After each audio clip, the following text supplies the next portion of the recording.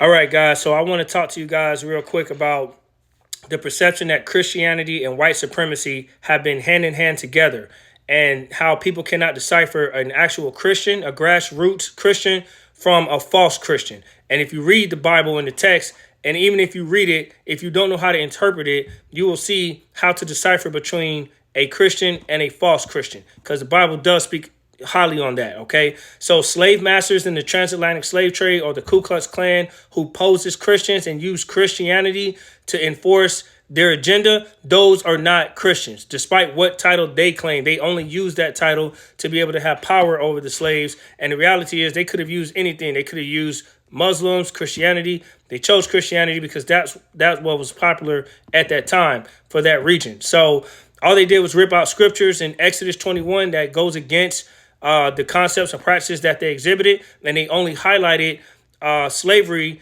in the context of biblical slavery, which is totally different than the slavery that they imposed on the slaves from Africa that they stole. The slavery in the Bible was not predicated on race, and they didn't steal people from the homeland and deprive them of their families and rip them apart and whip them and beat them. That's not what they did in biblical times.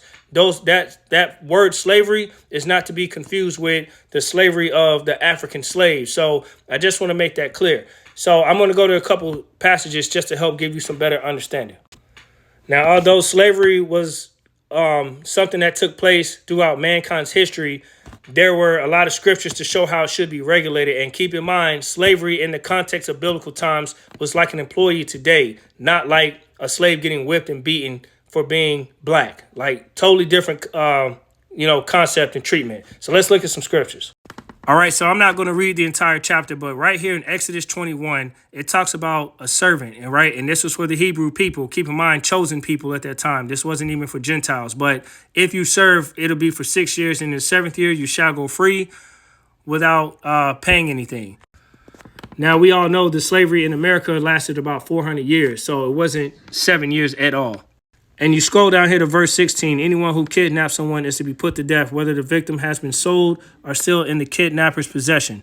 So these are just a few passages in that context. And there's many other chapters that go against, the type of slavery that was imposed against the African slaves.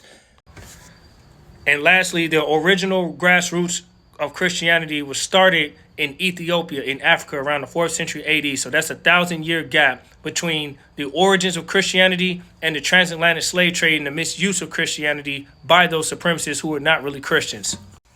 Check out Acts chapter 8, verses 26 through 40. The first Christian convert was an Ethiopian.